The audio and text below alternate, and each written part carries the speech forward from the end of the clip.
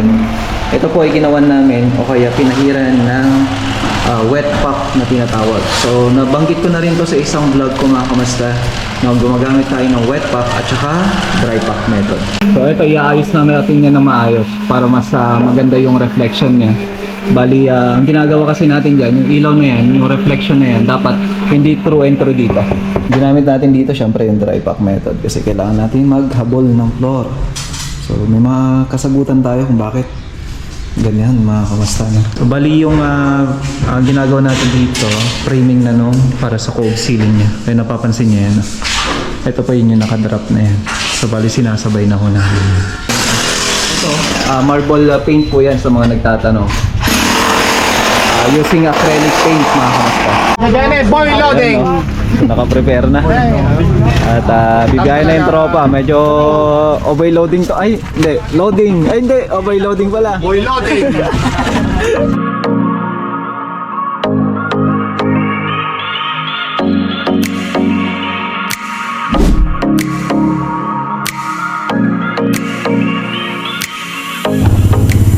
Okay, good morning mga kamusta. At araw nga ngayon ng Lunes, kakatapos natin nagpa-deploy. Deployment natin, mapapanood nyo yan sa aking FB page, mga kamusta di Allen Builders. So samahan nyo ako ngayong araw na to at puntahan natin ang ating mga proyekto. So tara.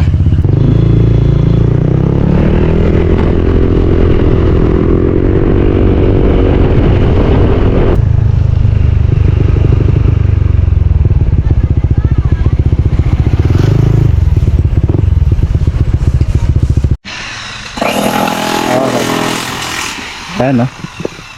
So pinapabaglat natin yung harapan at flooringan natin, tataas natin. No, Jason, ay Nelson, yung dito siya kahit mga kahit tres na para hindi ganong mataas naman. Tres yung iwan mo dito, yun ang i-level, tapos medyo naka-slope siya pa ganyan. Then itatago na rin natin yung mga wires nya. So yan po yung tinatanong din ng mga kamasta natin kung may tatago daw ba yan. Opo, may tatago po yan. So actually hindi pa naman tapos to nung pinicturean namin. Gawa nga nung kailangan lang nalalagan nila dun sa may okasyon na ginanap nung Sunday mga kamasta o kaya kahapon. So ayos na. Ito, pa-finalize na ito. Marble paint po yan sa mga nagtatanong. Using acrylic paint mga kamasta. So, acrylic painting po yan.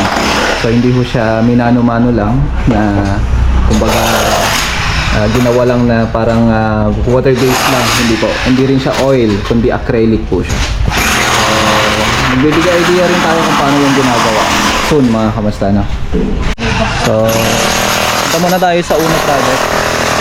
Punta tayo ng ROAS 4 at saka ROAS 3.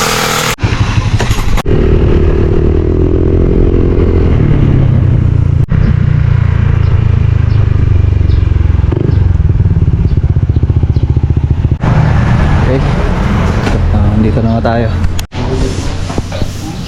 Ay. So tingnan natin yung mga ginagawa ng tropa ngayon dito. At para sa finalization din mga kamasta. Although hindi pa naman final kasi wala pa yung tiles nito. Kumbaga preparation kami para sa pintura yan ginagawa ng Keljong. Okay lang yan ng Keljong? Oo, may ikon yan. Kahit wag mo nang tapean. Yung pisame lang siguro. Pero hindi pa naman, kailangan pa naman hilamusan, no? Ayun. No? So, nilalagyan namin ng dyaryo yung portion na matatamaan kagaya nito. Kasi spray paint nga mga kamasta na. So, doon ko finish tayo. So, tingnan naman natin yung ganda ng kitchen ngayon, no? Hindi pa tapos to, pero mas ma-appreciate mo na. Compare sa, ayun, wag na. Baka masamay na naman ng iba. No? So, ayos na. Hello ma'am, good morning. Okay. So ito, naka-inset kami dito sa part na to. Ayan, oh, ganda. At least may mga storage na siya. Then the rest, ito, mag-grind lang naman kami ngayon magliliha. Then kung sakaling natapos na yung preparation na ito, then proceed na tayo sa tile work agad. So yun naman po talaga yung proseso natin. Nahuhuli yung tile work para kung sakali hindi magagasgas yung tiles natin dito. So installation lang naman na tayo dyan. Kung sakali, ganun din dito. Okay. Then dito, ayan, may pa-final na rin natin to. Tapos yung mga handrail natin. Okay. So napakaganda niya na tingnan. Gawa nga nung mas inaayos natin. Ayan. So nandito na rin si Batang Gala. Ayan, follow niyo naman mga kamusta, no? Si Angelo sa kanyang FB page Batang Gala, mga kamusta, no? So all about motovlogging saka electrical. Ayan, samahan niyo siya. Oh, promote mo yung page mo. Follow naman ako. Oh, follow niyo naman mga kamusta, no? Support natin local vloggers. Kung titingnan natin yung taas. Ikutin natin. Ayan. So ito, iaayos na natin yan na maayos para mas maganda yung reflection niya. Bali, ang ginagawa kasi natin dyan, yung ilaw na yan, yung reflection na yan, dapat hindi through and through dito. So yan po yung paraan natin para mas maging maayos yung reflection niya. Ayun o. Sabit solid ng mga bits and board, then okay na. Ayan, so tatapalan lang naman natin yan ng buo para mas maging maganda. Then dito na yung susunod na gagawin namin mga kamusta, no? Ayan, proceed na kami dito. At yan na yung gagawin ng tropa, yung cabinet maker natin. So napakaganda nga natin na. At maayos na. So tara muna sa ROAS number 4 project natin.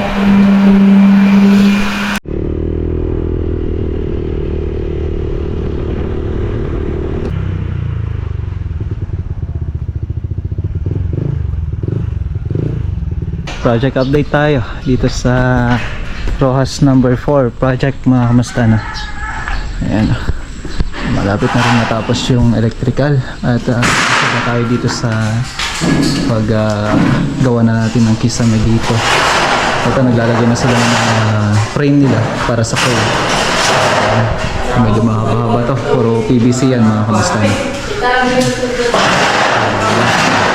Bali, ginagawa ng tropa ngayon.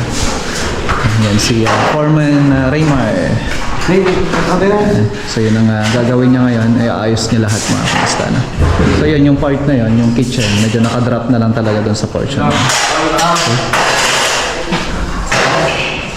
So malapit na rin matapos yung electrical niya. So yung electrical na ito sila, so yun na yung gumagawa. Yung manugang nila, so tsaka bayaw nila maadang. So bali yung ginagawa natin dito, framing na nung para sa cove ceiling niya. Kaya napapansin niya yan. Ito pa yun yung nakadrop na yan. So bali sinasabay na ko na para sabay-sabay na matapos. Tsaka dire-diretso. Then dito naman, ayan, magkikisame na rin sila. So bali plain ceiling to. At yan ang gagawin nila Marlon tsaka si Mark Frey. Kinuha na namin na yung mga drop ng mga junction box. Kasi dyan nilagay nila sa ito. Kaya yun na natin siya ibababa o kaya i-drop. So tayo sa taas. Yan na rin natin yung ginagawa ng tropa dito. Ayan. Okay. So nakapag-frame na rin sila dito. Ito naman. Yeah. Bali, tinatapos na lang dito sa part na to. Para kung sakali, if ever na magawa na lahat to, proceed na tayo sa painting works mga kamusta. Para makapag-proceed tayo agad-agad. Para sabay-sabay na matapos kung sakali. Kagaya na ito, ayan. Yes.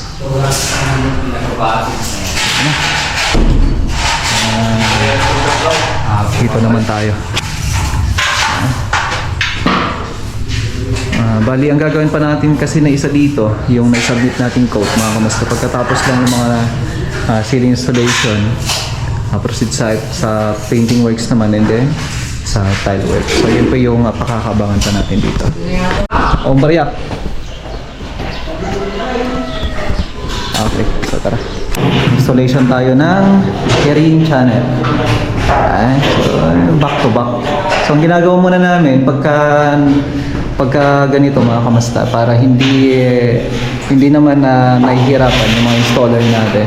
Saka natin siya ipa-finalize yung talaga sukat nung carrying channel kapag maglalagay na tayo ng metal paring. So, isang bala muna ng nail gun yung ginagawa natin.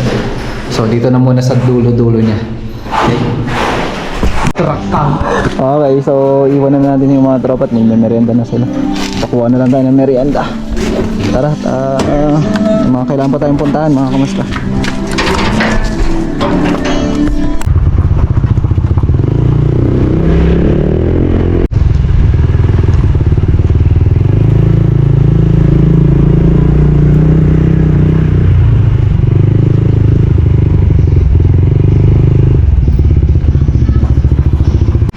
Yan, so si Rojo na lang yung ginagawa ng tropa ngayon dito. Ayun, no? Ganda. So, ito yung tiles natin, mga kamusta na.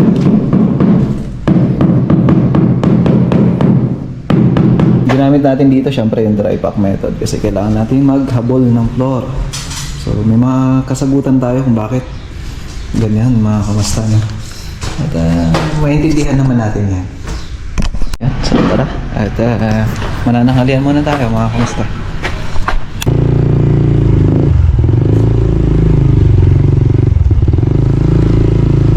So dinanan na rin natin tong si Pula. At service natin. Punta tayo ng Bayongbong, mga kamusta, kay Mang Guido. So tara. Dito na tayo sa Bayongbong. Bayongbong Nueva Vizcaya Project or Bonfal Bayongbong, mga kamusta. So dito yung tropa. Simula na kami sa tiles installation. Ngayon nga yun na yung ginagawa namin ngayon. Tapos yung ceiling, mga kamusta, no? Pipinturahan naman na. Okay, project update tayo dito sa Bonfal Bayongbong Nueva Vizcaya Project. Ayan, no? So nakapag-start na kami sa tiles installation, mga kamusta. So using 60 by 60 na tiles, ayan, no? Meron siyang hasto. So sabi nga ni sir, gusto niya na puti yung kanyang tiles, ganun din yung wall. Ito, nilagyan natin ng konting accent yung wall para hindi gaano naman na puting-puti.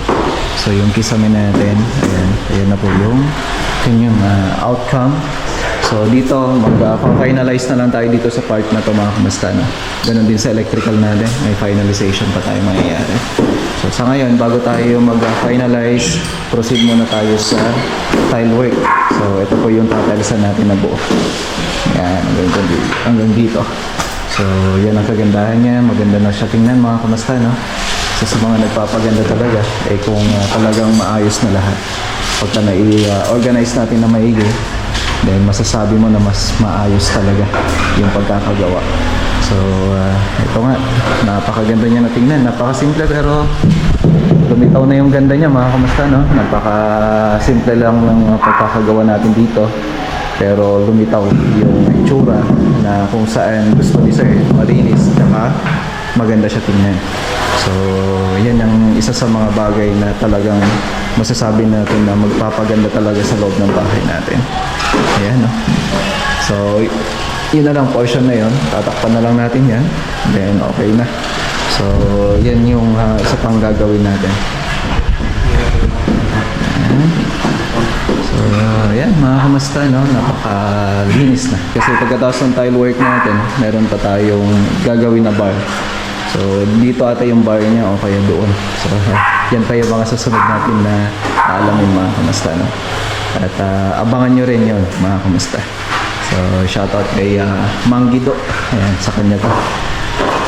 Dati parking lot, ngayon naging kitchen na siya.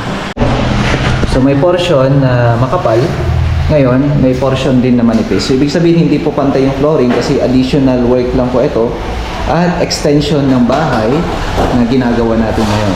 So paano nga ba natin siya ginagawa ng paraan para sa pagtatiles natin maayos?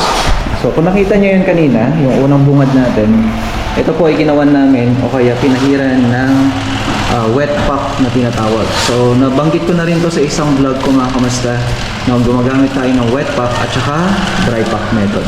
So ang paraan natin dyan para mas maging makapit yung tiles natin, kahit na sobrang nipis yung portion na mataas, kumakapit pa rin yung mortar natin. Kaya nga po, sabi ko kanina, itong extension ng bahay na ito mga kamasta ay naka-slope po yan palabas. So, expect natin na mababa doon, dito naman mataas. Kung ibig sabihin pag mataas, manipis na ho yung topping natin. Kaya ang ginagawa namin paraan para siguradong kumakapit yung ating mga mortar, nagwe-wet pack muna kami sa ilalim, tapos nagla-dry pack tayo sa ibabaw. So, yan po yung ginagawa natin para sigurado nakakapit yan. At makukuha natin yung level mga kamusta.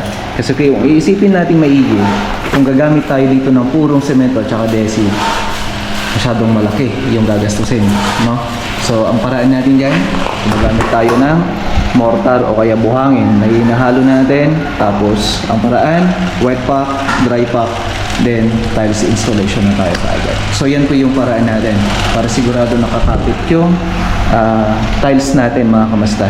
So, dapat yan, nasa tamang mixture din tayo ng dry pack para sigurado na yung paglalagay natin o kaya paghalo natin ng dalawang process o kaya method na yon, talaga siguradong kakapit yan. Okay? So, yan yung ginagawa natin ngayon para sigurado na kakapit at kakapit yung tiles natin. At napakaganda niya na tingnan. Lalo na kapag nabuo na yung tiles niya, mas lalo luluwa yung suwan. So, tara. Okay, so preparation tayo para sa Lamot 1 ay Lamot 2 mga kamusta. So ayan yung electrical, yung mga metal frames ay metal, pang metal frame natin. Ayan. So dito na rin yung mga switches, pero mahuli pa yan, ito muna kasi magle-layout pa naman sila. So magkakarga na ngayon tropa mga kamusta, no? At ibiyahe na sila puntang Lamot. Bukas biyahe din tayo doon. So medyo marami-rami yung dadalhin nila. Pati electrical na kasi mga kamusta yan. Ito yung mga metal natin. May tubular tayo. Ayun. Para dun sa paghahangeran. Tapos mga metal pa rin. Carrying channel. Again, boy loading. Naka-prepare na. At bibiyahe na yung tropa. Medyo overloading to. Ay, hindi. Loading. Ay, hindi. Overloading pala. Boy loading. Yan. So, ingat. Okay.